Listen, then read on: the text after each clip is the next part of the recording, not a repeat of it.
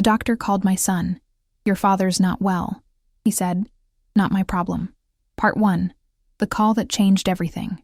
The fluorescent lights in the hospital corridor hummed their monotonous tune as I sat beside David's bed, watching the steady rise and fall of his chest. 55 years of marriage, and I'd never seen him look so fragile.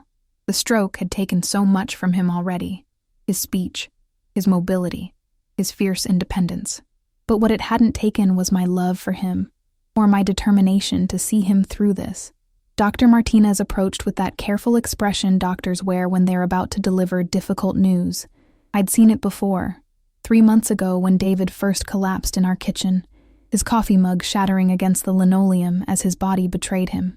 "Mrs. Harrison," Dr. Martinez said, pulling up a chair beside me, "we need to discuss David's prognosis."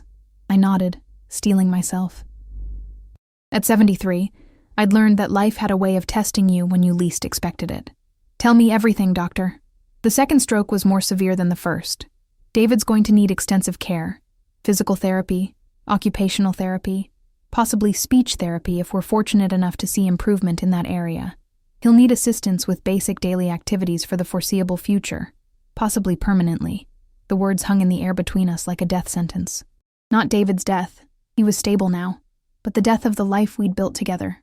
The retirement we'd planned, filled with travel and grandchildren and quiet mornings reading the newspaper together. "What kind of assistance are we talking about?" I asked, though part of me already knew. "Full-time care, Mrs. Harrison. I know this is difficult to hear, but you'll need to consider your options. In-home care is expensive, and given David's condition, a skilled nursing facility might be—" "No." The word came out sharper than I intended. "He's not going to some facility to die among strangers. He's coming home with me." Dr. Martinez's expression softened with what looked suspiciously like pity. "Margaret, I understand your feelings, but caring for a stroke patient is incredibly demanding. The physical requirements alone. Have you considered reaching out to family for support?" "Family." The word twisted in my stomach like a blade. "We have a son," I said quietly. "Michael. He lives about an hour away." "That's wonderful. Family support makes all the difference in situations like this. Would you like me to call him?" Sometimes hearing the medical details from a doctor can help family members understand the gravity of the situation. I hesitated. Michael and I had a complicated relationship, to put it mildly. After his father had pushed him to excel in everything, sports, academics, career, Michael had grown up feeling like nothing he did was ever good enough. When he left for college, he'd barely looked back. Holiday visits became shorter and less frequent. Phone calls turned into text messages, then into silence punctuated only by obligatory birthday cards and Christmas gifts ordered online. But this was different. This was his father, lying in a hospital bed, fighting for every breath. Surely Michael would want to know. Surely he'd want to help. "Yes," I said finally.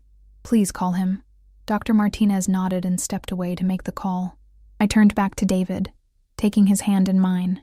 His fingers were cool and still, so different from the warm, strong hands that had built our first house, taught Michael to ride a bike, held me through countless joys and sorrows.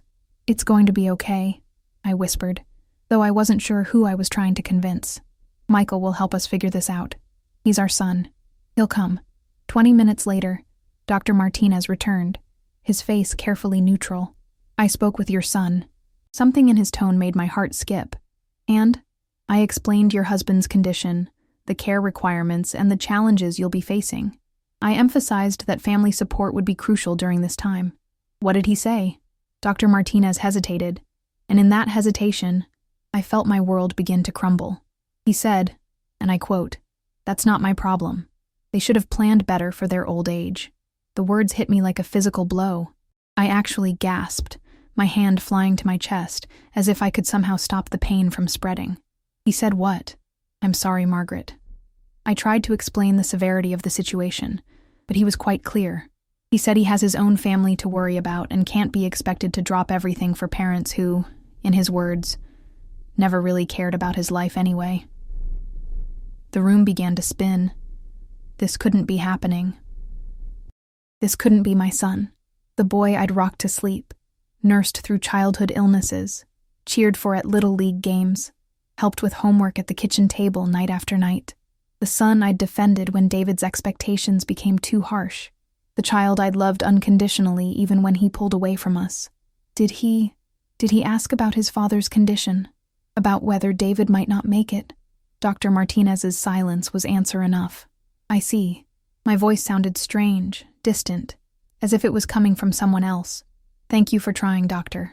Margaret, I'm sorry. Sometimes family dynamics are more complicated than we realize, but there are other options. Social services can help coordinate in-home care, and there are support groups for caregivers. I'd like to be alone with my husband now, please. Dr. Martinez nodded and quietly left the room. I sat there in the sudden silence, staring at David's sleeping face, replaying those devastating words in my mind. Not my problem. They should have planned better. Never really cared about his life anyway. Each word was a knife twist, cutting deeper than any physical pain I'd ever experienced. How had we failed so completely? How had the child we'd sacrificed everything for grown into a man who could dismiss his dying father with such casual cruelty? I thought about all the times I'd made excuses for Michael's distance. He's just focused on his career. He's busy with his own family. He needs space to figure out who he is. I'd told myself that one day he'd come back to us, that the wounds of childhood would heal, that love would eventually bridge the gap that had grown between us over the years. But sitting there in that sterile hospital room, listening to the machines that were keeping my husband alive, I finally understood the truth. Michael wasn't coming back. He'd made his choice years ago, and that choice didn't include us. The tears came then, hot and bitter, falling onto David's blanket as I gripped his hand. I cried for the son I'd lost, for the grandfather David would never get to be, for the family gatherings that would never happen, for the reconciliation that would never come. But as the tears fell, something else began to grow inside me, something harder and more determined than grief. If Michael thought we were not his problem, then he was about to learn that he was no longer our priority either. I pulled out my phone and scrolled through my contacts until I found Michael's number. My thumb hovered over the call button for a long moment before I pressed it. It rang 4 times before he answered. Mom? Look, if this is about what the doctor said, I already told him. I know exactly what you told him. My voice was steady, cold. I heard every word. Good. Then we don't need to have this conversation. Dad made his choices, and now you have to live with them. That's not on me. You're right, I said, and I could hear his surprise in the silence that followed. It's not on you. Nothing is on you anymore, Michael. Nothing ever will be again. What's that supposed to mean? It means you're free. Free from any obligation to parents who apparently never cared about your life anyway. Free from any inheritance that might come your way. Free from any contact with us ever again. Mom, you're being dramatic. Am I? You just told a doctor that your father's stroke, your father's possible death, is not your problem. You think I'm being dramatic? I could hear him shifting, perhaps realizing that his casual dismissal had consequences he hadn't considered. Look, I didn't mean it like that. I just meant that I can't drop everything and become a caregiver. I have a job, a mortgage, kids. You have excuses, I interrupted. You always have. But that's fine, Michael. You don't owe us anything, and we don't owe you anything either. Consider this your official release from the burden of having parents. You can't just cut me out of your life because I won't play nursemaid. Watch me. I ended the call and immediately blocked his number. My hands were shaking as I put the phone away, but for the first time in months, I felt something other than despair. I felt resolve. I looked at David, sleeping peacefully despite the chaos surrounding him. It's just us now, I whispered. But that's okay. That's enough. We're going to figure this out, and we're going to do it without anyone who thinks our love is not their problem. In that moment, sitting in the harsh fluorescent light of the hospital room, I made a promise, not just to David, but to myself. I was going to prove that love, real love, the kind that shows up when things get hard, was stronger than blood, stronger than obligation, stronger than the selfish cruelty of a son who had forgotten where he came from. I was going to build a life for David and me that was so full of genuine care and connection that we'd never miss the people who'd chosen to walk away. And maybe, just maybe, I was going to make sure that Michael learned exactly what he'd thrown away when he said those 3 devastating words, not my problem. The machines continued their steady beeping, marking time like a heartbeat, like a countdown, like a promise of better days ahead. I squeezed David's hand and began to plan. The drive home from the hospital 3 weeks later was quiet, except for the soft jazz playing on the radio, David's favorite. He sat beside me in the passenger seat, his left side still weak from the stroke, but his eyes alert and focused. The speech therapist said his comprehension was excellent. It was just the words that wouldn't come easily yet. Home, he managed as we pulled into our driveway, and the single word carried so much relief that I had to blink back tears. Yes, sweetheart. Home. I'd spent those 3 weeks transforming our house. The guest room on the first floor had become David's new bedroom, complete with a hospital bed I'd rented and safety rails throughout the adjoining bathroom. I'd researched physical therapists, occupational therapists, and home health aides. I'd reorganized our finances, sold some investments, and created a care plan that would allow David to recover in comfort and dignity. What I hadn't done was contact Michael again. The phone had rung several times, calls from a number I didn't recognize but suspected was his. I'd also received a few text messages from his wife, Sarah, saying that Michael was concerned about the misunderstanding and wanted to work things out. I deleted them all without responding. As I helped David into the house, I thought about the conversation I'd had with my sister, Helen, the day before. "You're being stubborn, Margaret," she'd said during our video call. "He's your only child. Family is family, no matter what stupid things they say when they're stressed." Stressed? I'd laughed, but there was no humor in it. Helen, his father had a stroke that could have killed him, and when the doctor called to ask for help, Michael's response was that it wasn't his problem. Not that he was scared, not that he needed time to process, not that he was worried about logistics. He said it wasn't his problem. People say things they don't mean. For 43 years I made excuses for that boy. When he ignored Father's Day, I said he was busy. When he missed Christmas, I said he was establishing his own traditions. When he barely acknowledged David's retirement after 35 years at the plant, I said he was going through a difficult time at work. I'd paused, feeling the weight of all those years of denial. I'm done making excuses, Helen. Some things can't be taken back. But what about his children? Your grandchildren? Are you really going to cut them out too? That question had haunted me because the truth was, I barely knew Emma and Tyler. Michael had made sure of that. They lived an hour away, but might as well have lived on Mars for all the contact we'd had with them. Birthday cards, Christmas presents ordered online, and the occasional stilted phone call where I asked about school, and they gave one-word answers before handing the phone back to their parents. I'm not cutting anyone out, I'd told Helen. I'm simply accepting the reality of relationships that were never really there to begin with. Now, helping David settle into his new room, I wondered if I'd made the right choice. The silence from Michael's side of the family was deafening, but it was also clarifying. No one had shown up. No one had called to check on David. No one had offered to help with the transition home. Their absence spoke louder than words ever could. "Margaret," David's voice was soft but clearer than it had been in weeks. "Thank you." I sat on the edge of his bed and took his hand. "For what?" "Everything." His words were carefully chosen, each one an effort. "Making home safe. This is what love does, David. This is what family does." He nodded, understanding passing between us. We both knew who had shown up and who hadn't. We both knew who had proven themselves when it mattered most. Over the next few days, I established our new routine. Physical therapy on Mondays and Thursdays, occupational therapy on Tuesdays and Fridays. I'd hired a wonderful home health aide named Rosa, who came 3 mornings a week to help with David's personal care while I ran errands or attended to business matters. Rosa was a godsend, a warm, competent woman in her 50s who treated David with the dignity and respect he deserved. On her first day, she'd asked about our family pictures, noticing that all the photos displayed were of David and me at various stages of our lives together. "No children?" she'd asked gently. "We have a son," I'd replied carefully, "but he lives his own life." Rosa had nodded with the wisdom of someone who'd seen many families navigate difficult times. "Sometimes," she'd said, "the family we choose is stronger than the family we're born with." Her words proved prophetic in ways I couldn't have imagined. The first surprise came from an unexpected source, our neighbor, Janet Morrison. Janet was 72 and had lived next door for nearly 15 years, but we'd never been particularly close. Friendly waves, occasional chats over the fence about the weather or the neighborhood association, but nothing deeper. On David's 4th day home, Janet appeared at our door with a casserole dish and a determined expression. "I heard about David's stroke," she said without preamble. and I know what it's like to do this alone.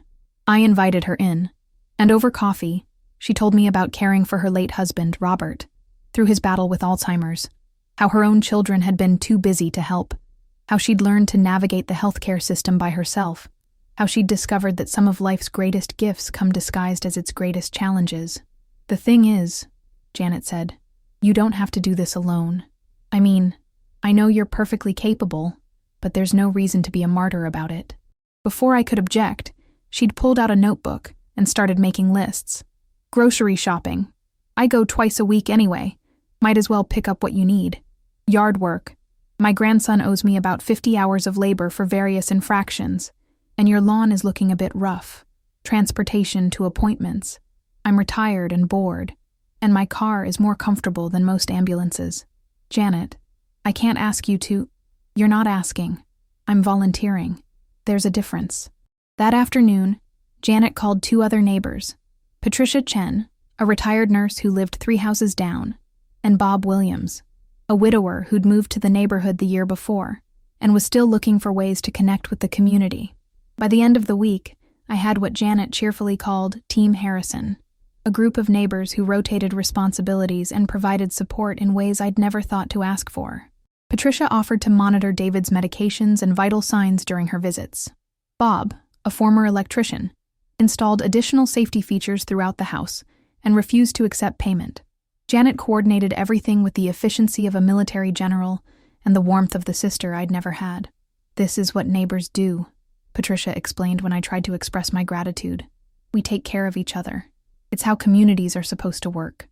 I thought about Michael and his comfortable suburban life, his privacy fence and his 2-car garage, his family that barely knew their own neighbors' names. I thought about how he'd isolated himself so completely that when crisis struck, he had no idea how to be part of something larger than his own immediate concerns. The second surprise came from Rosa, who mentioned during David's second week home that her daughter, Carmen, was a speech therapist looking to build her private practice. "She's very good," Rosa said. "Just finished her master's degree, worked at the Children's Hospital for 2 years. She's starting to take private clients, and she has a special interest in stroke recovery." When Carmen arrived for David's evaluation, I immediately liked her. She was young, probably around 30, with an easy smile and an obvious passion for her work. More importantly, David responded to her in a way he hadn't with the hospital therapists. "Mr. Harrison," she said after their first session, "has excellent potential for recovery. His comprehension is outstanding, and with consistent work, I believe we can see significant improvement in his speech patterns." "How significant?" I asked. Carmen smiled. "Let's just say I think you're both going to be surprised by how much progress is possible." She was right. Within a month of working with Carmen 3 times a week, David was speaking in full sentences again. Simple ones at first, then more complex thoughts.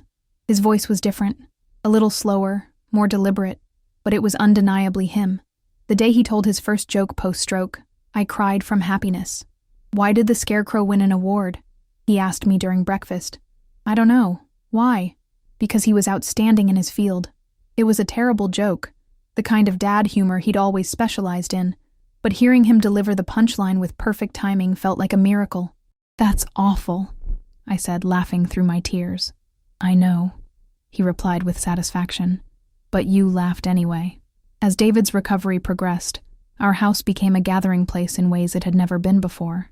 Janet started bringing her morning coffee over to share with us. Patricia would stop by after her walks to check on David's progress. Bob became a regular for Sunday afternoon football, explaining plays to David with the patience of a born teacher. Carmen often stayed after David's sessions to chat, sharing stories about her other clients and asking about our experiences as longtime residents of the area. Rosa brought homemade tamales and taught me how to make David's physical therapy exercises more engaging by incorporating music. Slowly, organically, we built a chosen family that was everything our biological family had never been. Present, supportive, genuinely caring, and committed to showing up when things got difficult. 3 months after David's stroke, he was walking with just a cane, speaking clearly, and even helping with simple household tasks. We'd established a rhythm of life that was different from before, but no less fulfilling. In some ways, it was richer, because every day felt like a gift, every recovered ability like a small victory. That's when Michael finally showed up. I was in the garden, transplanting some late summer flowers, when I heard a car door slam in the driveway. Looking up, I saw Michael walking toward me with that determined stride I remembered from his childhood, the walk he used when he was about to demand something he thought he deserved. He looked older than I remembered, softer around the middle, with gray threading through his dark hair. Behind him, Sarah emerged from the passenger seat, followed by Emma and Tyler, who looked uncomfortable and confused. "Hi, Mom," Michael said, as if 4 months of silence had never happened. I stood up slowly, brushing dirt from my gardening gloves. "Michael, we thought it was time to visit, check on Dad, see how you're both doing." The casual tone, the assumption of welcome, the complete absence of acknowledgement of what had passed between us, it all felt surreal. "Your father is inside," I said evenly. "He's doing quite well, actually." "That's great. I'm glad to hear it." Michael glanced around the yard, noting the new safety railings Bob had installed, the ramp leading to the front door, the freshly maintained landscaping Janet had insisted on. "The place looks good. You've made some changes." "We've made some changes. David and I, with help from people who care about us." Something in my tone must have penetrated because Michael's confident smile flickered slightly. "Mom, about that phone call with the doctor, I think there might have been some misunderstanding." "No misunderstanding," I said. "Your exact words were, 'That's not my problem.'" Sarah stepped forward, her voice artificially bright.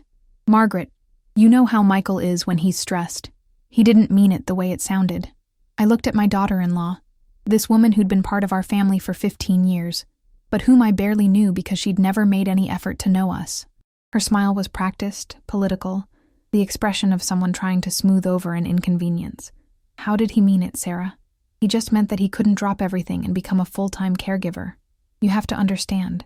We have our own responsibilities." "I understand perfectly. You have responsibilities to people you choose to prioritize.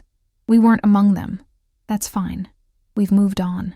Michael's patience finally cracked. "Moved on? What's that supposed to mean?" "Look, I'm sorry I wasn't more diplomatic when the doctor called, but I'm here now. We're here now. Isn't that what matters?" "Now?" I repeated. 4 months later, after your father fought his way back from a stroke that could have killed him, after we reorganized our entire lives, found new routines, built new support systems. Now you show up? We've been busy. So have we. I pulled off my gardening gloves and started walking toward the house. "Come inside if you want to see your father. But understand something. Your visitor's here. Nothing more." The reunion was exactly as awkward as I'd expected. David was polite but distant, answering Michael's questions about his recovery in short sentences that revealed nothing about the journey he'd been on. Emma and Tyler sat stiffly on the couch, clearly having been coached about being on their best behavior for grandparents they barely knew. Michael tried to fill the silence with chatter about his job, his house, the kids' schools. Sarah made admiring comments about our cozy home and asked pointed questions about David's medical expenses and insurance coverage. It was Janet who broke the tension by arriving with fresh muffins and her usual lack of ceremony. "Oh," she said, taking in the scene. "I didn't realize you had company." "Janet, this is our son, Michael, and his family," I said. "Michael, this is Janet Morrison, our neighbor and friend." Janet's expression didn't change, but something sharp flickered in her eyes. As someone who'd watched our transformation over the past months, who'd seen us build something beautiful from the ashes of abandonment, she understood immediately who these people were and why their presence felt so jarring. "How nice," she said neutrally. "I'll just leave these in the kitchen." But as she passed Michael on her way out, she paused. "I hope you know how lucky you are," she said quietly. "Your parents are remarkable people. The whole neighborhood has fallen in love with them." After she left, the silence was even more pronounced.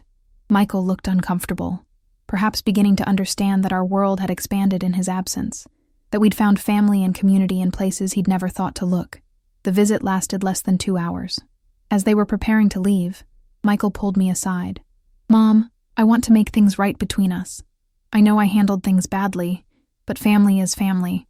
We should be able to move past this." I studied his face, looking for genuine remorse, real understanding of what his words had cost us. What I saw instead was calculation, the expression of someone who'd realized that burning bridges might have consequences he hadn't anticipated. "What exactly do you want to make right, Michael?" "Our relationship. I want us to be a family again. We were never a family, I said quietly. Not really.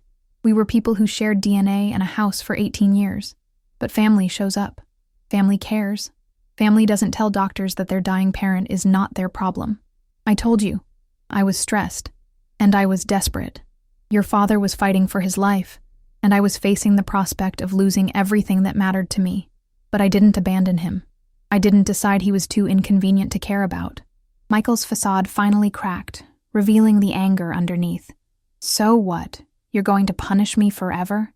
Cut me out of your will? Pretend your grandchildren don't exist? There it was. The real concern. Not our relationship. Not his father's health. Not the family he claimed to want to rebuild. Money. Inheritance. The fear that his words might have financial consequences. My will is my business, I said. But I'll tell you this. Everything David and I have built, everything we've saved, it's going to people who've proven they care about more than just what they can get from us. You can't be serious. I've never been more serious about anything in my life. As they drove away, Emma waving sadly from the back window, I felt something I hadn't expected. Relief. The confrontation I'd been dreading for months was over, and it had confirmed everything I'd already known. Michael wasn't sorry. He was inconvenienced. There was a difference, and that difference was everything. David joined me on the porch as their car disappeared around the corner. "How do you feel?" he asked. I considered the question seriously. How did I feel about cutting ties with my only child? How did I feel about choosing my found family over my biological one?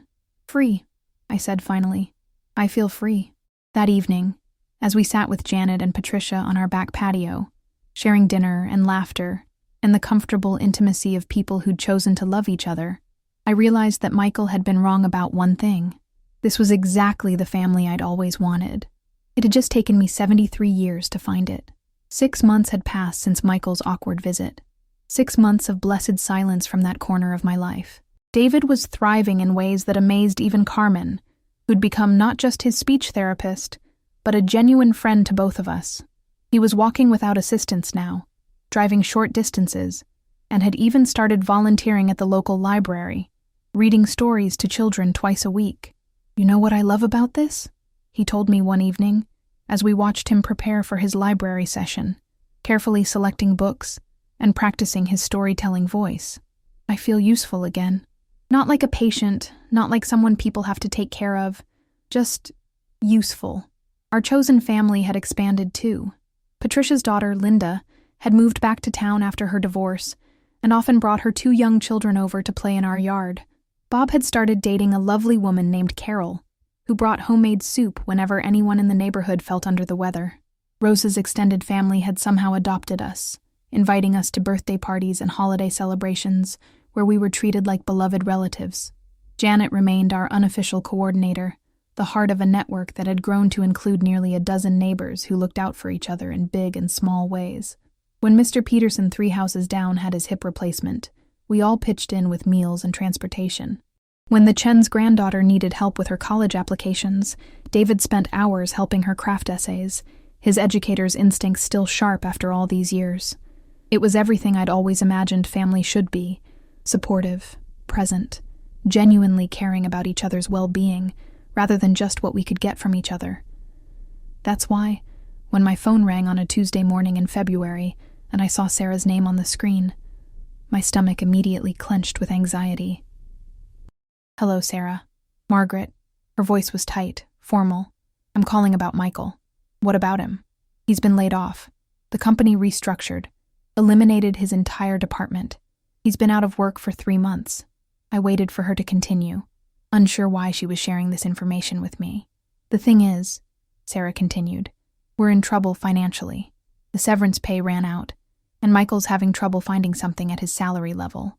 We might lose the house." "I'm sorry to hear that," I said, and I was. Despite everything, I didn't wish financial hardship on anyone, especially not my grandchildren. "We were wondering, hoping, if you might be able to help us out. Just temporarily, until Michael gets back on his feet." There it was. The real reason for the call, the first contact in 6 months. Not an apology, not an inquiry about David's health, not an attempt at reconciliation. A request for money. Help how? A loan. Maybe 20,000. We know you and David have savings and we're good for it. Michael will find another job soon. Sarah, I interrupted her gently. Do you remember what Michael said when the doctor called him about David's stroke? Silence. He said it wasn't his problem. His father's medical crisis, his possible death, the prospect of me becoming a caregiver at 73 years old. None of that was his problem. Margaret, that was different. How was it different? He didn't think it through. He was scared about his own responsibilities. And now you're scared about your responsibilities, and you want us to solve them for you. We're family. The desperation in Sarah's voice was palpable. Family helps family. Yes, I agreed. Family does help family. Family shows up when things get difficult. Family doesn't abandon each other when the going gets tough.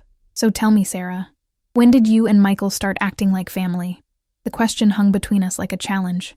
I could hear her breathing, could practically feel her scrambling for an answer that would make this conversation go the way she wanted. Look, she said finally, I know things got off to a bad start. Michael realizes he handled the situation poorly, but he's learned from it. We both have. We want to do better. What specifically has Michael learned? He understands that he should have been more supportive when David was sick. Should have been. Past tense. As if the opportunity for support ended when David recovered. That's not what I meant. Sarah, in the 8 months since David's stroke, how many times have you or Michael called to check on him? How many times have you asked about his recovery, his therapy, his progress? Another silence. How many times have you asked about me? About how I'm handling being a caregiver? About whether I need help or support or just someone to talk to? We thought you were managing fine. You thought we were managing fine because you never bothered to find out otherwise. And now, when you're the ones in crisis, suddenly we're family again? I could hear Sarah starting to cry. Margaret, please. The kids, Emma and Tyler, don't understand why we never see you anymore. They ask about their grandparents. This was the blow she'd been saving. The emotional manipulation designed to break down my resolve. And it worked. Partially. The thought of Emma and Tyler suffering for their parents' choices did hurt. But it also clarified something important. When did they last ask about us, Sarah? Because the last time I saw them, they barely spoke to me. They didn't ask about their grandfather's recovery. Didn't seem to know or care about what we'd been through. Children reflect what they're taught at home. That's not fair. What would have been fair, I said, is if their father had taught them that grandparents matter, that family obligations go both ways. That love means showing up even when it's inconvenient. I paused, gathering my thoughts. You want to know what's really sad about this conversation, Sarah? It's not happening because Michael suddenly realized he loves his father and wants to rebuild our relationship. It's happening because you need money. If your financial situation were fine, I'd never have heard from you. It's not like that. It's exactly like that. And the worst part is, you both know it. Sarah's tears had turned to anger now. So you're just going to let your own grandchildren suffer because of pride? I'm going to let the consequences of choices, your choices and Michael's, play out naturally. You raised a son who learned that his family's welfare wasn't his problem. Now he's discovering that his welfare isn't our problem either. You're being cruel. I'm being consistent. Michael established the rules of this relationship when he told a doctor that his father's stroke wasn't his problem. I'm simply applying those same rules. Fine. Sarah's voice was cold now. But don't expect to ever see your grandchildren again. Don't expect to be part of their lives when they graduate or get married or have children of their own. Sarah, I said quietly, I've already accepted that. I accepted it the day I realized that Michael had raised his children to see us as strangers rather than family. You can't take away something that was never really there. I ended the call and sat in the quiet of my kitchen, feeling the weight of the conversation settle around me. David found me there 20 minutes later, staring out the window at Janet's garden, where she was pruning her rose bushes. Sarah called, I said, without turning around. I figured. He sat down beside me, waiting. They want money. $20,000. Michael's been laid off. David was quiet for a long moment. What did you tell her? I told her that Michael established the rules when he said our problems weren't his problem. Now his problems aren't ours. Good. I turned to look at him, surprised by the firmness in his voice. You don't think I was too harsh? Too harsh? David's laugh was without humor.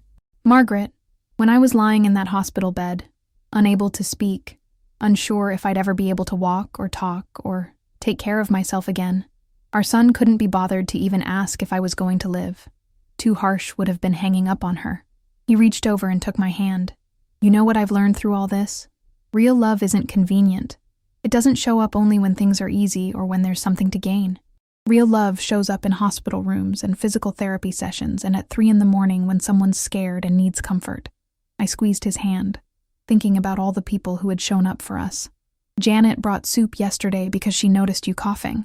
Bob spent 4 hours Sunday helping me organize the garage, and when I tried to pay him, he said the only payment he wanted was for me to call him when I needed help with anything else. Carmen stayed an extra hour last week just to work on your articulation exercises because she knew how frustrated you were getting. We sat in comfortable silence, counting our blessings in the form of people who had chosen to love us without obligation, without expectation of return, simply because that's what love does. The phone rang again an hour later.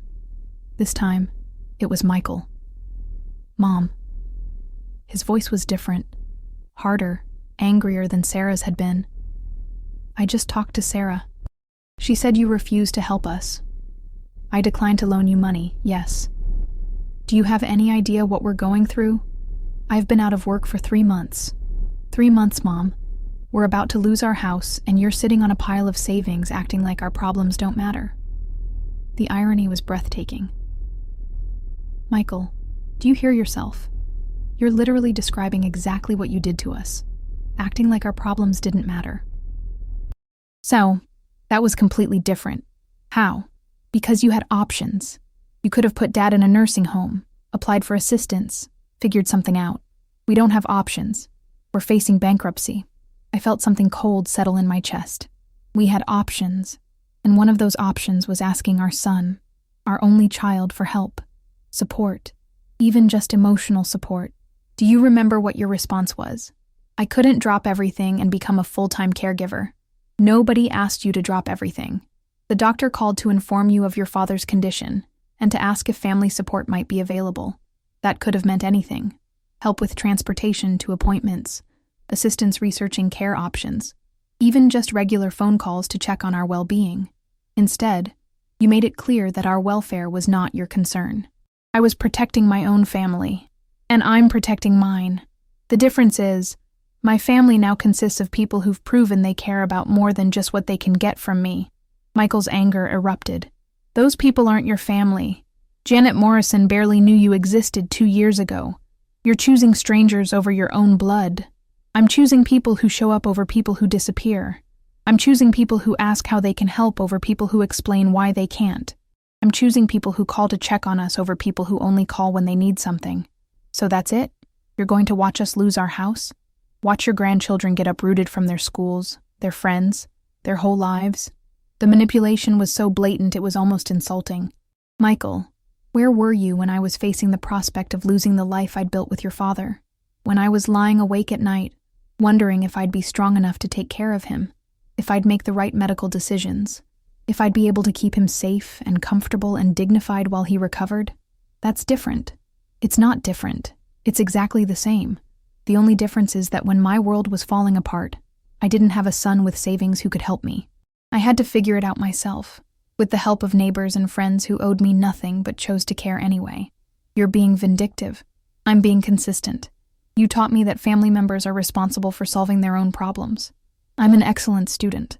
The silence stretched between us, charged with years of disappointment and resentment. Fine, Michael said finally. But don't expect us to come crawling back when you need us. I don't expect anything from you, Michael. I stopped expecting things from you a long time ago. That's been the most peaceful part of this whole experience. You'll regret this. When you're old and sick and have no one. I'm already old, and I was already sick with worry about your father, and I discovered I have lots of people.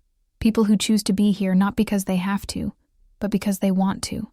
We'll see how long that lasts when they realize there's nothing in it for them. Goodbye, Michael. I hung up and immediately blocked his number, just as I had the first time. But this conversation felt different. Final.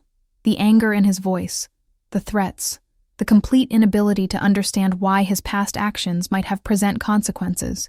It all confirmed that I'd made the right choice. That evening, our chosen family gathered for our weekly dinner. It had started as a way to make sure David was eating well during his recovery, but it had evolved into something we all looked forward to, a time to share our week's experiences, support each other through challenges, and celebrate small victories together. Janet had made her famous pot roast, Patricia brought fresh bread from the bakery she'd discovered across town, and Bob contributed a bottle of wine he'd been saving for a special occasion. Carmen joined us with her partner, Luis, and Rosa brought her teenage grandson, Miguel, who was helping David learn Spanish in exchange for help with his college applications. As we sat around our dining room table, the same table where Michael had eaten thousands of meals as a child, I looked at the faces of people who had chosen to be part of our lives, people who asked about David's therapy progress and celebrated when he mastered a new skill, people who noticed when I looked tired and insisted on taking over tasks without being asked, people who included us in their holiday traditions and life celebrations, not out of obligation, but out of genuine affection. "I have an announcement," David said as we finished the main course. His speech was clear now, confident, with only the slightest hesitation on complex words. "Margaret and I have been talking, and we've decided to make some changes to our will." I looked at him in surprise. We had talked about updating our estate planning, but I hadn't expected him to bring it up at dinner. "We want all of you to know that you've given us something we'd never experienced before. A family that chooses to love us, just because that's who you are. You've shown up when things were hard, celebrated with us when things were good, and treated us like we matter just because we're human beings worthy of care." Janet reached over and squeezed my hand. "David, you don't need to. I want to," he continued. "Margaret and I spent too many years making excuses for people who saw us as obligations rather than gifts. We're not making that mistake anymore." He paused, looking around the table at faces that had become as dear to us as any blood relative. "So we're leaving our house to Janet, who's turned this neighborhood into the kind of community everyone deserves. We're establishing a scholarship fund for speech therapy students in Carmen's name. We're setting up a care fund for neighbors who need assistance, managed by Patricia. There are gifts for everyone here because you've all given us something priceless, the experience of being truly loved." The silence around the table was profound. Rosa was crying openly, and Luis had his arm around Carmen, who looked stunned. Bob cleared his throat several times before managing to speak. "You don't owe us anything," he said. "We didn't do any of this expecting—" "We know," I said. "That's exactly why we're doing it. You loved us without expecting anything in return. The people who expected something from us, they'll get nothing. The people who expected nothing, they'll get everything." Later that evening, after everyone had gone home and David and I were cleaning up the dishes, I thought about Michael's threat that I'd regret my choice when I was old and sick and had no one. "Do you think he's right?" I asked David. "Do you think they'll all disappear when we get really old and need serious help?" David considered the question seriously. "Some might," he said. "People's lives change. Circumstances shift. But you know what I've realized? Even if they do, even if every one of them moves away or gets too busy or finds other priorities, I'll still be glad we chose them over people who were never really there for us anyway." He dried a plate and set it in the cabinet, his movements sure and steady. "Besides, I've seen how these people love. I've watched Janet reorganize her entire schedule around our needs without being asked. I've seen Patricia monitor my blood pressure during her visits and refuse to let me brush off symptoms. I've watched Bob spend his own money on safety equipment for our house, just because he worried about us falling." David turned to face me fully. "People like that don't love conditionally. They don't love only when it's convenient. If we need help, really need help, they'll be here. And if they're not, then we'll face whatever comes with the dignity and independence we've always had. But we won't face it while wasting energy on people who made it clear that our well-being wasn't worth their time." That night, lying in bed next to the man I'd loved for over 50 years, I thought about the promise I'd made in the hospital room 8 months earlier. I'd promised to build a life so full of genuine love and connection that we'd never miss the people who chose to walk away. Looking around at the family we'd found, at the community that had embraced us, at the love that surrounded us every day, I realized I'd kept that promise beyond my wildest dreams. And Michael? Michael was discovering that blood might be thicker than water, but chosen love was stronger than both. 2 years had passed since that final conversation with Michael. 2 years of peace, growth, and the kind of deep contentment that comes from being surrounded by people who genuinely care about your well-being. David had not only recovered from his stroke, but seemed to have found a new lease on life, volunteering at the literacy center, maintaining an elaborate garden that was the envy of the neighborhood, and serving as an unofficial grandfather figure to several local children whose own grandparents lived far away. I'd discovered talents I never knew I had, taking over as treasurer for the neighborhood association and helping coordinate a weekly food distribution program for families in need. At 75, I felt more vital and purposeful than I had in decades.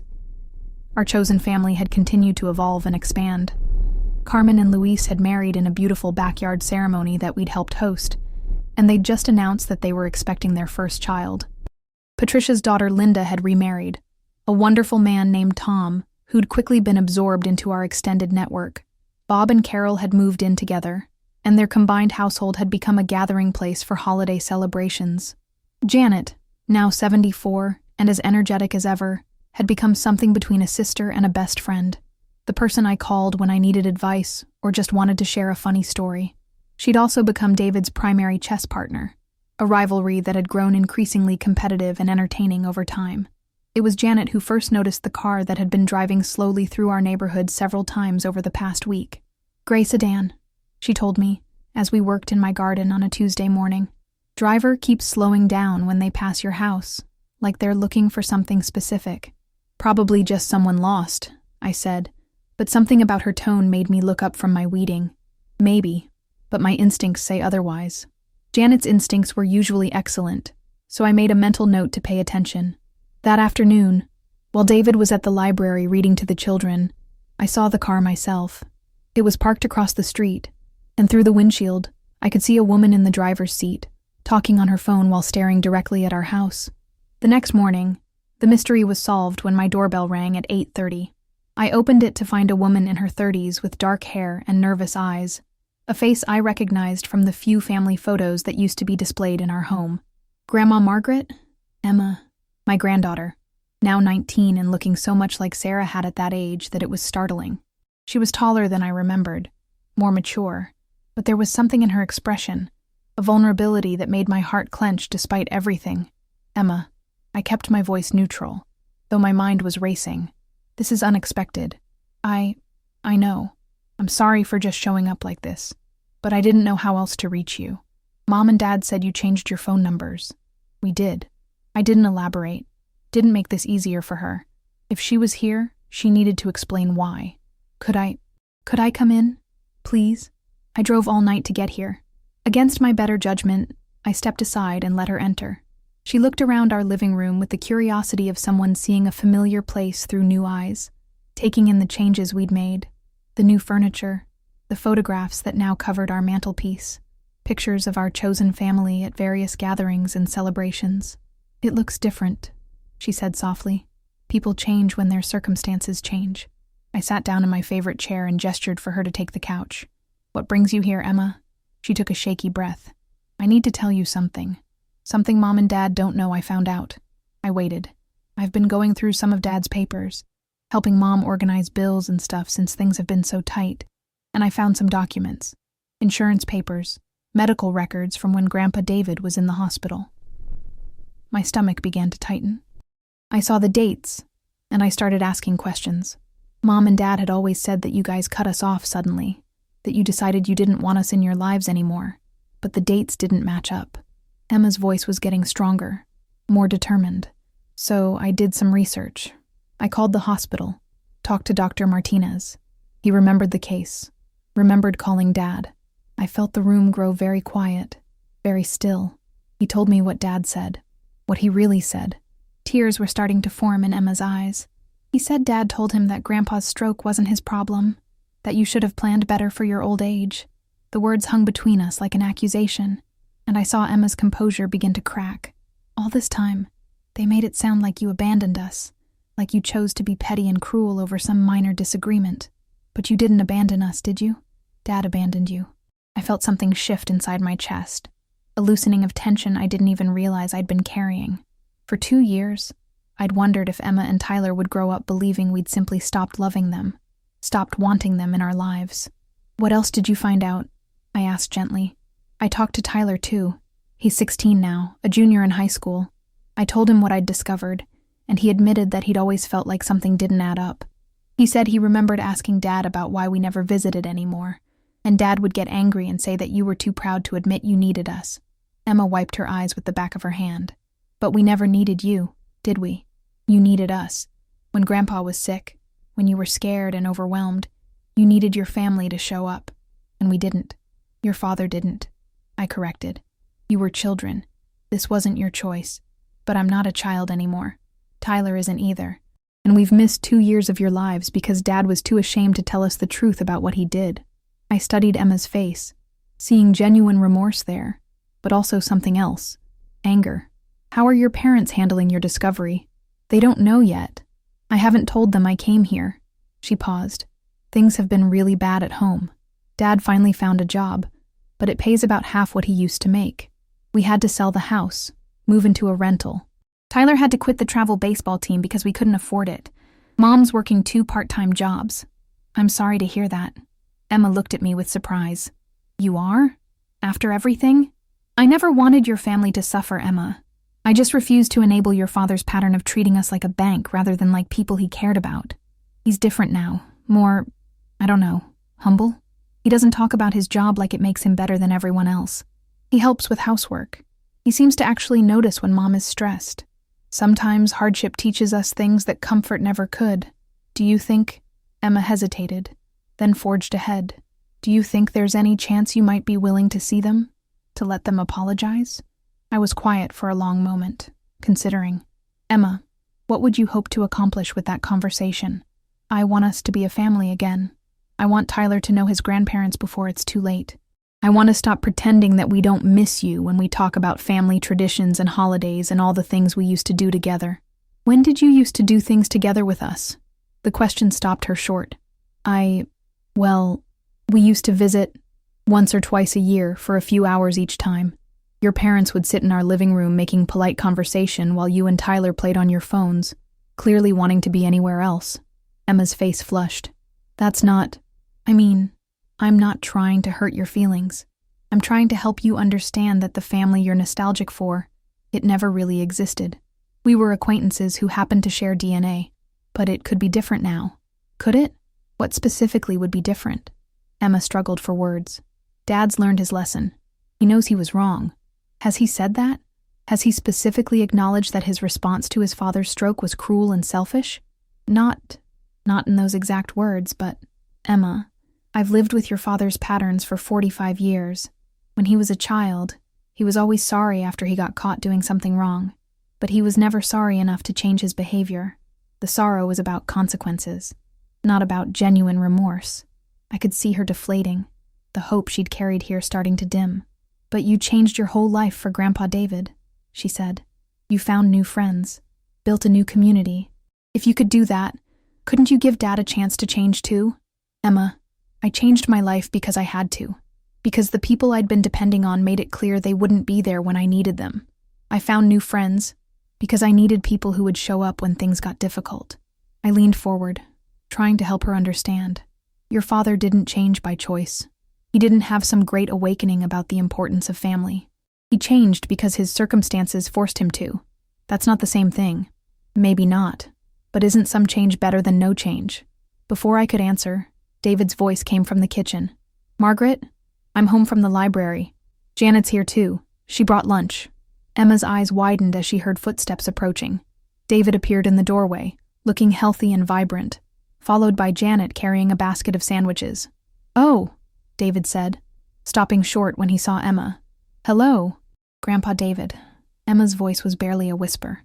You look really good. I feel really good. Better than I have in years, actually.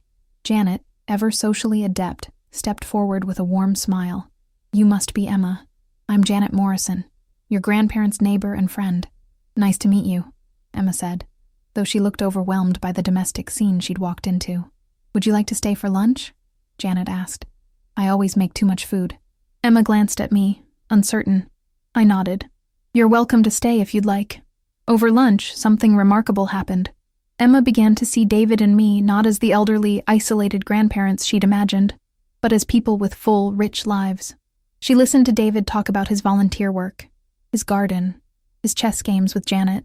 She heard me describe the neighborhood association, the food distribution program, the various friends and activities that filled our days. "I had no idea you were so busy," she said at one point. "Mom always talks about how lonely you must be. Your parents have no idea how we spend our time," David said matter-of-factly. "They never asked." After Janet left, Emma helped us clean up, and I could see her processing everything she'd observed. "I need to ask you something," she said as we finished putting away the dishes. "Are you happier now than you were before? Before everything happened with Dad?" I considered the question seriously. "Yes," I said finally. "Much happier. Even without us? Without Tyler and me? Emma, this is going to sound harsh, but I need you to understand something. You and Tyler were never really part of our lives to begin with. We saw you a few times a year, had surface-level conversations, exchanged gifts at holidays, but we didn't know you. We didn't know what you cared about, what you struggled with, what made you laugh or worry or feel proud." Emma's eyes filled with tears again. "Whose fault was that? It doesn't matter whose fault it was. What matters is that it was the reality. So when your father made it clear that we weren't his priority, we didn't lose a close relationship with our grandchildren. We lost the illusion that we might someday have one. But we're here now. I'm here now. You're here because you discovered the truth about what your father did, and you felt guilty. That's not the same as being here because you genuinely want us in your life. How can you say that? I drove all night to get here. And what happens when the guilt fades? When the novelty of having reconnected wears off? When your life gets busy with college and work, and eventually your own family? Do you really think you'll prioritize regular contact with grandparents you barely know?" Emma was quiet for a long time. "I don't know," she admitted finally. "Maybe not. I appreciate your honesty. But Tyler might be different. He's always been more family-oriented than me, or he might follow the same pattern as his father. Good intentions that fade when they become inconvenient." David, who had been listening to our conversation while seemingly focused on organizing his medication dispenser, finally spoke up. "Emma, your grandmother isn't trying to be cruel. She's trying to protect us from going through this kind of heartbreak again." "What heartbreak?" "The heartbreak of believing that someone cares about you, only to discover that their care has conditions and expiration dates." Emma looked back and forth between us, and I could see her struggling to understand our perspective. "What if I proved it to you?" she said suddenly.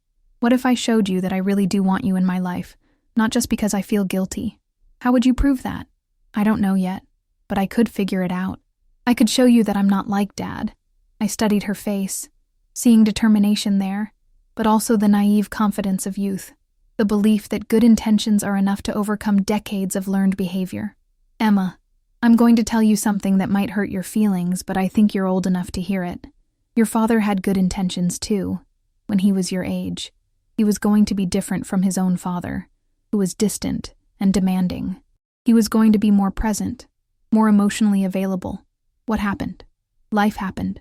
Work stress, financial pressures, his own needs and priorities. And gradually, unconsciously, he began to see us as responsibilities rather than relationships. He started managing his contact with us, calculating how much time and energy he owed us, making sure he fulfilled his obligations without going overboard. But I wouldn't do that. You might not mean to, but patterns repeat themselves, Emma. Not because people are bad, but because they're human." Emma sat in silence for several minutes, absorbing what I'd said. Finally, she looked up at me with an expression that was more mature than any I'd seen from her before. "What if I accepted that you might be right? What if I acknowledged that I might disappoint you the same way Dad did, but I wanted to try anyway? Would that be enough to earn a chance?" The question caught me off guard. I'd expected her to argue, to insist that she was different, to make promises she couldn't possibly keep. Instead, she was acknowledging the very real possibility of failure, while still asking for an opportunity. "What would you want that chance to look like?" I asked. "I want to get to know you, really know you. Not just as grandparents I'm supposed to love because we're related, but as people I choose to love because of who you are." She paused, thinking. "And I want you to know me too. Not as the granddaughter you remember from awkward holiday visits, but as the person I'm becoming. That would take time, regular contact, genuine investment from both sides." "I know, and it couldn't include your parents, at least not initially. I'm not ready for that complication." Emma nodded. "I understand. And you'd have to accept that our lives are full now. We're not sitting around waiting for family to rescue us from loneliness. If you want to be part of our lives, you'd be joining something that already exists, not filling an empty space. I'd want to join it. I'd want to meet your friends, understand what you care about, maybe even help with some of your volunteer work if you'd let me. I looked at David, and he gave me the slightest nod. All right, I said. We can try, but with conditions. What conditions? First, complete honesty. If you start to lose interest, if this becomes a burden, if you find yourself making excuses for why you can't call or visit, you tell us. Don't fade away gradually and leave us wondering what we did wrong. Okay. Second, no pressure about your father. I don't want to hear about how much he's changed or how much he regrets his choices. This is about our relationship with you, not about rehabilitating him. I can do that. Third, you need to understand that if this doesn't work out, if you do end up disappointing us, we won't try again. We're too old to keep having our hearts broken by people who mean well but can't follow through. Emma swallowed hard. I understand. And finally, you need to decide if you really want this or if you just think you should want it. Because obligation is a terrible foundation for any relationship. Emma was quiet for a long time, staring out the window at Janet's rose garden. Finally, she turned back to me. I want it, she said. Not because I should, but because sitting here today, seeing how happy you are, seeing the life you've built, I want to be part of something like that. I want to learn how to love people the way you and your friends love each other. That's a good answer. Does this mean Tyler can try too? If he wants to, and if he can meet the same conditions, then yes. But he has to want it for himself, not because you think he should. Emma nodded, and for the first time since she'd arrived, she smiled. A real smile, not the nervous, guilt-driven expression she'd worn earlier. Thank you for giving me a chance. Don't thank me yet. Thank me in a year if we're still talking regularly and you haven't gotten bored with us. As Emma prepared to leave, promising to call in a few days to set up regular contact, I felt something I hadn't experienced in 2 years. Cautious hope. Maybe she would disappoint us. Maybe she would follow her father's pattern of gradual withdrawal. But maybe, just maybe, she would prove that sometimes the next generation can break the cycles that damaged the one before. Either way, we'd find out together. 1 year later, Emma's promise had become something neither of us could have anticipated. Not only had she kept her word about regular contact, calling twice a week and visiting once a month, but she'd integrated herself into our chosen family in ways that felt entirely natural. She'd started volunteering at the literacy center with David, helping children with reading difficulties while learning about her grandfather's passion for education. She'd joined our neighborhood association meetings, bringing fresh energy and social media skills that had helped us expand our community outreach programs. Most surprisingly, she'd developed a genuine friendship with Janet, the two of them bonding over gardening and what Emma called Janet's incredible ability to organize anything and make it look effortless.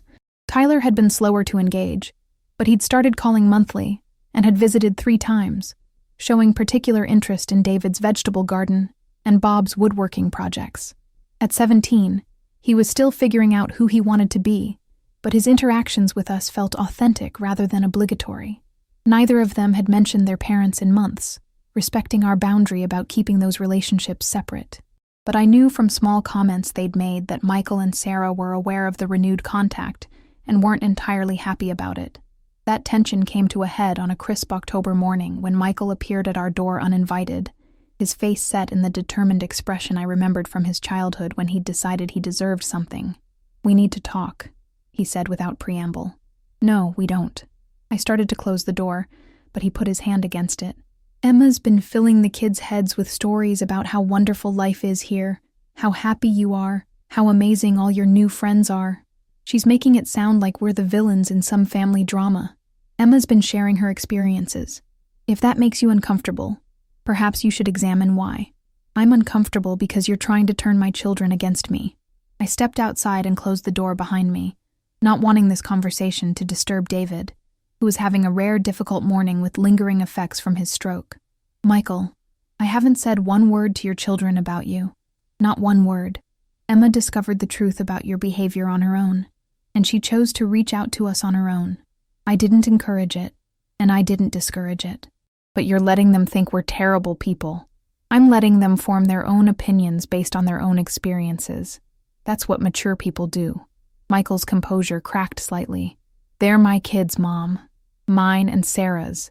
You can't just swoop in and become their favorite family members because you have more free time and don't have to discipline them or worry about their futures. The accusation was so absurd I almost laughed.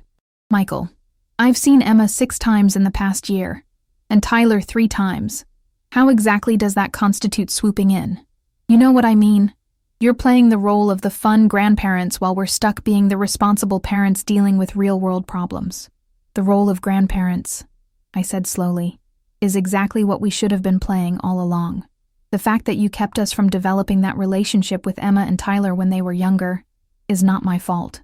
We didn't keep you from anything. You chose to cut us off. Michael, I held up my hand to stop him. We've had this conversation before. I'm not relitigating the past with you. Fine. Then let's talk about the present. I want you to stop seeing the kids. The words hung between us like a slap. For a moment I was too stunned to respond. I want you to stop filling their heads with ideas about how families are supposed to work. Stop making them think their parents are inadequate. Stop interfering with our relationship with them. I found my voice. Are you seriously asking me to cut contact with my grandchildren because your children prefer spending time with people who are kind to them? I'm asking you to respect boundaries. They're minors. Emma's 19 and Tyler's 17. They're old enough to decide who they want relationships with. Not while they're living in my house, eating my food, depending on me for everything. The threat was unmistakable. Michael was prepared to make his children's lives difficult if they continued to have contact with us. You want to control your children's relationships because you're jealous, I said. You're jealous that they enjoy spending time with us, that they talk about our conversations and activities with enthusiasm, that they've discovered what healthy family relationships actually look like. That's ridiculous, is it? When was the last time Emma talked about you with the same excitement she shows when she describes helping David with the children's reading program? When was the last time Tyler called you just to share something interesting that happened during his day? Michael's face was flushing red. That's because they're teenagers.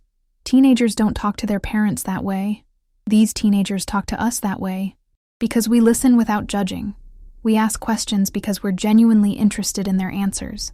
And we treat them like people whose thoughts and feelings matter. You're undermining my authority. I'm giving them something you never gave them. Unconditional positive attention. And apparently, that's so foreign to their experience that it feels revolutionary. I've given them everything. A house, food, clothes, education. You've given them things, Michael. That's not the same as giving them yourself. The truth of it seemed to hit him like a physical blow. He stepped back, his anger momentarily replaced by something that looked almost like pain. I work 60 hours a week to provide for them, and I'm sure they appreciate that. But when they come here, they don't talk about the things you've bought them. They talk about feeling heard, feeling valued for who they are, rather than what they achieve. That's easy for you to say. You don't have to worry about their grades, their college applications, their future careers. No, I don't, because I'm not their parent. I'm their grandmother. My job is to love them unconditionally, to be a safe space where they can be themselves without pressure or judgment. That's what grandparents are supposed to provide. Well, congratulations. You're the perfect grandparent now. But where were you when they were little? Where was all this unconditional love when I was growing up? The question that had been lurking beneath every interaction we'd had for the past 3 years finally surfaced. I looked at my son, this middle-aged man still carrying wounds from his childhood, and felt a complex mix of sadness, regret, and clarity. You're right, I said. I wasn't a perfect parent. Your father and I made mistakes. We were too focused on achievement, too demanding, too critical. We thought we were preparing you for the world, but we were actually teaching you to value performance over connection. Michael blinked, clearly not expecting such a direct acknowledgement. But Michael, when you became a parent yourself, you had a choice. You could have learned from our mistakes and done things differently with your own children. Instead, you repeated the same patterns, maybe in different ways, but with the same result: distance, conditional love, relationships based on obligation rather than genuine affection. That's not true, isn't it? When was the last time you had a conversation with Emma about her dreams, her fears, her hopes for the future? Not about her grades or her college plans, About who she is as a person? Michael was quiet. When was the last time you spent time with Tyler doing something he enjoys, rather than something you think would be good for him? Still quiet. When was the last time either of your children called you just because they miss talking to you? They live with me. Why would they call me? Emma doesn't live with you anymore. She's away at college. How often does she call? The silence stretched between us, answering the question more clearly than words. The difference between us, Michael, is that I learned from my mistakes. When your father had his stroke, when I thought I might lose him, I realized that all those years of focusing on the wrong things, career success, financial security, social expectations, had cost me the most important thing, genuine connection with the people I loved. I gestured toward the house behind me. Everything you see here, our friendships, our community involvement, our relationship with your children now, it all grew from a decision to prioritize love over everything else. To show up for people not because I had to, but because I wanted to. And I suppose I never learned that lesson. You learned it when you lost your job and had to depend on Sarah's support. You learned it when you realized that your career achievements meant nothing if you couldn't provide for your family. But you learned it too late to save your relationship with us, and maybe too late to build the kind of connection with your children that creates lasting bonds. Michael stared at me for a long moment. So what are you saying? That I'm a failure as a father? I'm saying that success as a parent isn't measured by how well you prepare your children for independence. It's measured by whether they want to maintain a relationship with you once they achieve that independence. And based on that measure, I looked at him with genuine compassion. Michael, your 19-year-old daughter drives an hour to spend time with grandparents she barely knew 2 years ago, but she rarely calls home unless she needs something. Your 17-year-old son lights up when he talks about the projects he works on with our neighbor Bob, but he can barely manage small talk with you during family dinners. The words hurt him. I could see it in his face. But sometimes truth was painful. It's not too late, I continued. It's never too late to change how you relate to people, but it requires acknowledging that the way you've been doing things isn't working. And what would working look like? It would look like being genuinely interested in who they are, rather than who you think they should become. It would look like spending time with them, because you enjoy their company, not because you're trying to teach them something or improve them in some way. I paused, choosing my words carefully. It would look like apologizing for the ways you've let them down, and meaning it, and then proving through your actions that you understand what you're apologizing for. The way I let them down? Michael, your children spent 2 years believing that their grandparents had abandoned them. They thought we'd stopped loving them, stopped wanting them in our lives. Do you have any idea how that affected them? How it made them question their own worth, their own lovability? His face went pale. I never told them that. You told them we'd cut them off because we were too proud to admit we needed family. You let them believe that our absence was about stubbornness rather than about your refusal to show up when we needed you most. I was protecting them from knowing about our fight. You were protecting yourself from their judgment. And in doing so, you caused them years of unnecessary pain. Michael slumped against the porch railing, suddenly looking older than his 45 years. Emma figured out the truth, he said quietly. She confronted us about it a few months ago. Sarah and we tried to explain, but there's no explanation that makes not my problem sound loving or reasonable. No, there isn't. We stood in silence for several minutes. I could hear the sounds of our neighborhood coming to life. Patricia walking her dog, the Chen children playing in their backyard, Bob starting up his lawnmower. Normal sounds of a community where people cared about each other's daily lives. I don't know how to fix this, Michael said finally. It was the first time in our entire relationship that I'd heard him admit to not knowing something, to needing help. You start by being honest with yourself about what you actually want, I said.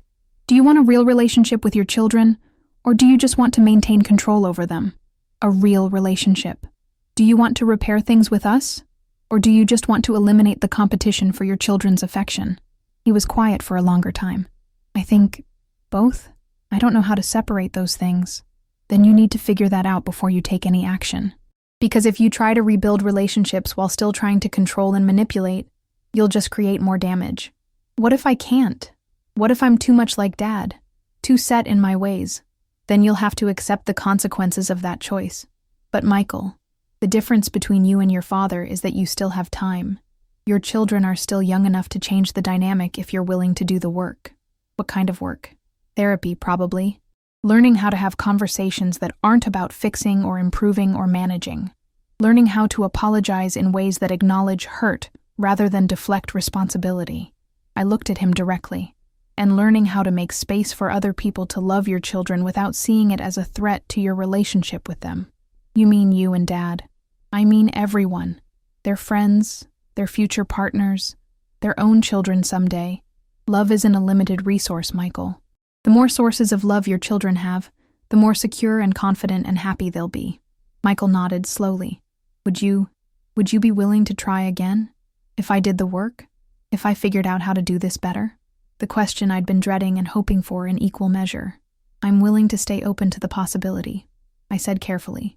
But it would have to be genuine change, not just better behavior designed to get what you want. How would you tell the difference? Time, consistency, and actions that don't benefit you but show respect for what we've been through. Like what? Like apologizing to Emma and Tyler for letting them believe we'd abandoned them. Like acknowledging to them that your response to David's stroke was wrong, not just poorly timed or misunderstood. Michael winced. That would be admitting that you were right to cut us off. It would be admitting that actions have consequences, and that people you hurt don't owe you immediate forgiveness just because you've decided you want it. Anything else? I thought about it. Stop trying to compete with the relationships your children have with other people. When Emma talks about enjoying her time here, don't respond with defensive comments about how busy you are or how much you've sacrificed for her. Just be glad she's found people who care about her. That's harder than it sounds. Most worthwhile things are. David appeared in the doorway behind me, moving slowly but steadily. Everything okay out here? We're just talking, I said. David looked at Michael with an expression that wasn't hostile but wasn't particularly warm either. Michael, Dad, you look good. Emma said you're doing really well with your recovery. I am. Margaret and I both are. The three of us stood there awkwardly, the weight of everything unsaid hanging between us. I should probably go, Michael said. But would it be okay if I called sometime? Not to argue or ask for anything, just to, I don't know, check in? David and I exchanged glances. You can call, I said. But understand that rebuilding trust is a process, not an event. One phone call doesn't erase 3 years of hurt. I understand. As Michael walked back to his car, David put his arm around my shoulders. Think he means it this time? He asked. I think he wants to mean it. Whether he can follow through is another question entirely. What will we do if he can't? I watched Michael drive away, thinking about the man he'd been as a child, the man he'd become as an adult, and the man he might still become if he was willing to do the difficult work of change. We'll keep living our lives surrounded by people who choose to love us, I said, and we'll keep our hearts open to the possibility that sometimes people can surprise you. Even after everything? Especially after everything. The people who love us despite our mistakes, who keep showing up even when we disappoint them. Those are the ones who teach us what love really means. As we turned to go back inside, I caught sight of Janet in her front yard, pretending to tend to her flowers while obviously keeping an eye on our conversation. When she saw me looking, she gave me a thumbs up and a questioning expression. I smiled and nodded, and she grinned back before returning to her actual gardening. That was love in action, caring enough to pay attention, being ready to offer support without being asked, celebrating small victories, and providing comfort during difficult moments. Whether Michael would ever learn to offer that kind of love remained to be seen. But I was no longer waiting for him to figure it out. I was too busy being grateful for the love I'd already found. The backyard was filled with the sounds of celebration. Children laughing, adults engaged in animated conversation, the clink of glasses and the rustle of leaves in the late September breeze. It was David's 78th birthday, and what had started as a small gathering had grown into something that perfectly represented the life we'd built together. Emma, now 22 and graduated from college, was helping Carmen chase her 18-month-old daughter around the yard, while Luis grilled vegetables and hamburgers. Tyler, a college sophomore home for the weekend, was deep in conversation with Bob about a woodworking project they'd been collaborating on. Janet, now 77, and still the social coordinator of our extended family, was directing the placement of tables and chairs with the efficiency of a general commanding troops. Patricia and her husband Tom were sharing stories about their recent trip to Italy with Rosa and her new granddaughter. Carol was teaching several of the neighborhood children how to make flower crowns from Janet's garden, while Miguel, now a college senior planning to pursue a master's degree in social work, helped David set up the outdoor sound system for the music portion of the evening. In the middle of it all, I felt a contentment so profound it was almost overwhelming. This was what I'd promised myself in that sterile hospital room 4 years ago, a life so full of genuine love and connection that we'd never miss the people who'd chosen to walk away. But life, as I'd learned repeatedly, had a way of surprising you just when you thought you had it figured out. Michael appeared at the side gate, carrying a covered dish, and looking nervous but determined. Behind him were Sarah, Emma, and Tyler, but this time, their body language was different, relaxed, natural, like people arriving at a gathering where they knew they'd be welcomed. The change in Michael had been gradual but unmistakable. It had started with that phone call he'd promised, then another, then regular Sunday conversations that slowly shifted from awkward check-ins to genuine exchanges about his work, his struggles, his gradual recognition of patterns he wanted to change. The real breakthrough had come 8 months ago, when he'd called to tell Emma and Tyler the full truth about his response to David's stroke. Not a sanitized version designed to minimize his culpability, but the complete, painful reality of what he'd said and why it had ended our relationship. Emma had told me about Tyler's reaction, how he'd cried, not just from disappointment in his father, but from relief that their grandparents' absence hadn't been about them being unworthy of love. I didn't realize how much I'd been carrying that. Tyler had confided to me during his next visit. The idea that you guys had just decided we weren't worth the effort. It made me question everything about myself. Michael's apology to us had come 2 months later, not a request for immediate reconciliation, but an acknowledgement of harm caused and responsibility accepted. He'd started therapy, not because we'd demanded it, but because he'd finally recognized that his patterns of relating to people were causing him to lose the relationships he claimed to value most. The process of rebuilding trust had been slow and careful. Family dinners once a month, with clear boundaries about topics and behavior. Gradual inclusion in some of our community activities, where Michael could observe different models of how people treated each other. Honest conversations about the past that focused on understanding, rather than blame. Most importantly, Michael had stopped trying to compete with the other relationships in his children's lives. When Emma talked enthusiastically about her volunteer work with David, Michael asked follow-up questions instead of changing the subject.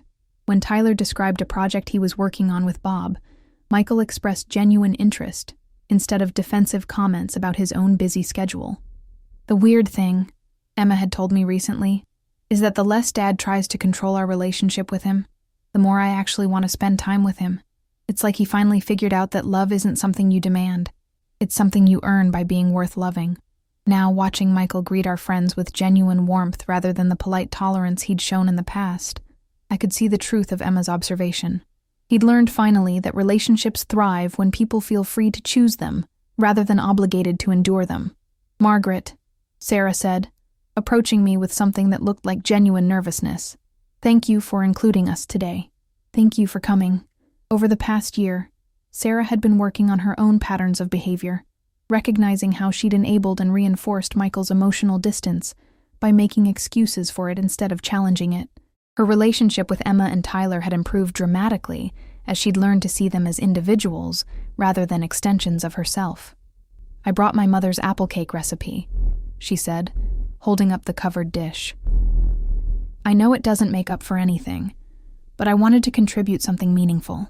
It was a small gesture, but it represented something larger, an understanding that belonging to our family required genuine participation, not just showing up and expecting to be accommodated. As the evening progressed, I found myself observing the interactions between all the people who had become important to us. Emma was as comfortable with Janet as she was with her own mother, discussing plans for a community garden project they were organizing together. Tyler was teaching Carmen's daughter how to stack blocks while simultaneously explaining to David his ideas for expanding the literacy program to include environmental education. Michael was deep in conversation with Bob about home renovation projects. But what struck me was the way he listened. Really listened to Bob's stories about learning new skills at 75 years old. The old Michael would have been politely waiting for his turn to talk. This version seemed genuinely curious about other people's experiences. "Penny for your thoughts," David said, settling into the chair beside me. "Just thinking about how different this is from what I imagined family gatherings would be like when we were younger. Better or worse?" I looked around at the scene before us. Biological family and chosen family mingled together, children playing under the watchful eyes of multiple adults who cared about their welfare, conversations flowing naturally between people of different ages and backgrounds who had found common ground in their commitment to showing up for each other. Different, I said finally. Not what I planned, but maybe better than what I could have planned. Because you can't plan love. You can only create conditions where it's likely to grow. And sometimes, I added, you have to be willing to let it grow in directions you didn't expect. As if to illustrate the point, Tyler appeared beside us carrying Carmen's daughter, who had clearly decided he was her favorite person at the party. Grandma Margaret, Grandpa David, look what Sophia learned. He gently encouraged the toddler to wave, which she did with the enthusiasm that only very small children can muster. That's wonderful, sweetheart, I said, struck as always by how naturally Tyler had taken to the role of big cousin to the various children in our extended family. Dad's been asking Bob about building a playground in our backyard, Tyler continued, for when Sophia and the other kids visit. He thinks it would be a good project for us to work on together. I glanced over at Michael, who was indeed engaged in what looked like serious planning conversation with Bob. A year ago, such a project would have been about demonstrating his capability as a provider. Now it seemed to be about creating spaces where the people he loved could gather comfortably. What do you think about that idea? David asked Tyler. I think it's cool that Dad wants to learn how to build things. He's always been more of an idea person than a hands-on person. But Bob says anyone can learn if they're willing to start with simple projects and be patient with mistakes. The wisdom of that observation, coming from a 19-year-old, made me smile. Bob's a good teacher. Yeah, and Dad's finally a good student. He used to act like not knowing how to do something was embarrassing, but now he asks questions and admits when he doesn't understand things. As the sun began to set, casting golden light across our gathering, I felt David's hand slip into mine. We sat quietly together, watching our chosen family and our biological family creating new memories that might become the foundation for even stronger connections in the years ahead. No regrets? He asked softly. I considered the question seriously. Did I regret the 3 years of silence between us and Michael's family? Did I regret the harsh words, the painful boundaries, the choice to prioritize our own well-being over their expectations? No regrets, I said firmly. Everything that's good about this moment, the friends who showed up when we needed them, the community we built, the strength we discovered, the love we learned to recognize and accept, all of it grew from the decision to stop accepting less than we deserved. Even if it meant losing time with the grandchildren? Even then, because the grandchildren we have relationships with now, they're choosing to be here. They're not being dragged to obligatory family visits. They're not counting the minutes until they can leave. They're here because they want to be, and that makes all the difference. As if summoned by our conversation, Emma dropped into the grass beside our chairs, looking slightly windblown from chasing children but radiantly happy. This is perfect, she said, surveying the scene around us. I was just thinking, I want my wedding to feel like this someday. Are you getting married? David asked with interest. Someday, maybe. When I find someone who understands that family isn't just about the people you're related to, it's about the people who show up for the big moments and the small ones. That's a good standard to have, I said. I learned it from you guys. From watching how you and Grandpa David take care of each other, how you and Janet coordinate everything to make sure everyone feels included, how you all celebrate each other's successes and support each other through difficulties. She paused, picking at the grass thoughtfully. I used to think love was supposed to be complicated and conditional, like you had to earn it constantly, and you could lose it if you made too many mistakes. But being here, being part of this, I've learned that real love is actually pretty simple. You just show up. You pay attention. You care about people's welfare even when there's nothing in it for you. Your father's learning that too, David observed. He is, finally. And you know what's funny? The more he lets go of trying to control everything, the more we actually want to be around him. It's like he spent all those years pushing so hard that he never gave us a chance to choose him voluntarily. That evening, as our guests began to leave, Michael lingered to help clean up. Not because he'd been asked to, but because that's what people do when they belong somewhere. They contribute without being prompted. This was really nice, he said as we stacked chairs and gathered leftover decorations. Thank you for including us. Thank you for being the kind of people we felt comfortable including. He paused in his work, understanding the significance of what I'd said. I know I have more work to do, more trust to rebuild, but I want you to know, this feels like the first time in my adult life that I actually understand what family is supposed to feel like. What does it feel like? Safe. Like I don't have to perform or prove anything. Like I'm valued just for being here, not for what I can provide or achieve. He looked around at our backyard, still showing signs of the celebration we'd shared. Like home. Later that night, as David and I prepared for bed, I thought about the promise I'd made to myself 4 years earlier in that hospital room. I'd promised to build a life so full of genuine love and connection that we'd never miss the people who chose to walk away. I'd kept that promise beyond my wildest dreams. But what I hadn't anticipated was that building that kind of life, creating those conditions where love could grow, might also create the possibility for people who had walked away to find their way back. Not all of them would. Some people were too committed to their patterns of selfishness and emotional unavailability to do the work required for real relationships. But some, like Michael, might discover that the fear of losing what they'd taken for granted could motivate them to become the kind of people worth loving. "What are you thinking about?" David asked, settling into bed beside me. "Just wondering what the next chapter looks like. With Michael and his family? With everyone. With all the people we love. All the people who love us. I feel like we're just getting started." David smiled. "At our age, that seems impossible. At our age, every day is a gift. Every genuine connection is a miracle. Every moment of feeling truly loved and valued is precious beyond measure." I turned off the bedside lamp and settled into the familiar comfort of David's arms. Outside our window, the neighborhood was quiet, filled with houses where people who cared about each other were settling in for the night. "Sweet dreams," David murmured. "Sweet dreams," I replied. But I was already living the sweetest dream I could imagine, a life where love was abundant, family was chosen as well as given, and every day offered new opportunities to show up for the people who mattered most. The doctor had called my son and said his father wasn't well. Michael had said it wasn't his problem, but he was wrong. Love is always our problem, and our privilege, and our purpose, and our greatest joy. It just took us all a little time to learn that lesson,